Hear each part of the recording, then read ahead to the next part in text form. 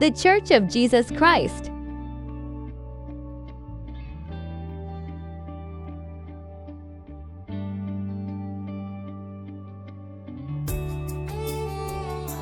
பிரியமானவர்களே, ஆண்டவராகிய இயேசு கிறிஸ்துவின் நாமத்தில் உங்கள் யாவரையும் வாழ்த்துகிறேன். இந்த நாளுக்குரிய வேத வசனம் சங்கீதம் 91:15.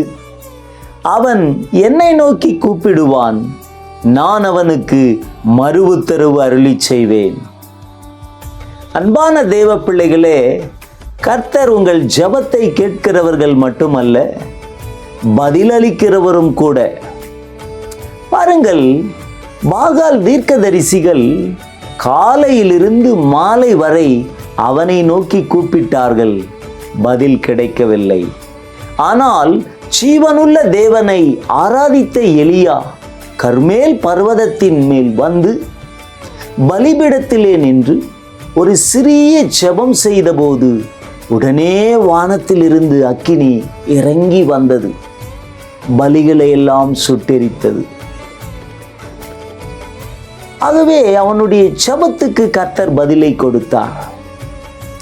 தேவ பிள்ளைகளே, நீங்கள் எந்த நேரமானாலும் கர்த்தரை நோக்கி கூப்பிடலாம்.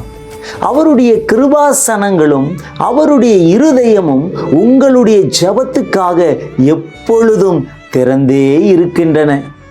இஸ்ரவேலை காக்கிறவர் உறங்குவதும் இல்லை, தூங்குவதும் இல்லை.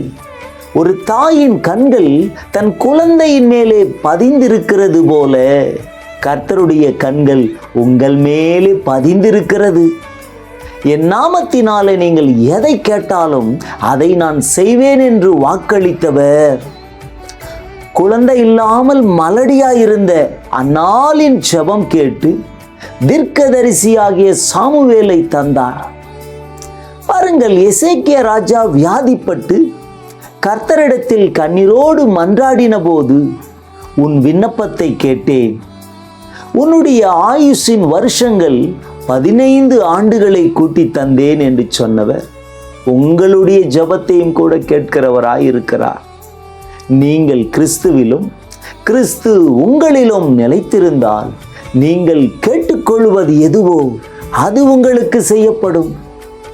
அன்பானவர்களே, அதைத்தான் தாவீது சொல்லுகிறார். ஆண்டவரை நோக்கி கூப்பிடும்போது அவர் எனக்கு பதிலை கொடுத்தார் என்று சொல்லுகிறார்.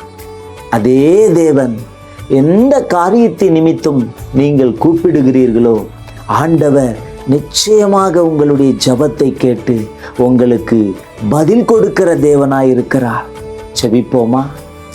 அன்பின் பரலோக பிதாவே, இயேசுவின் நாமத்தில் நன்றி சொல்கிறேன்.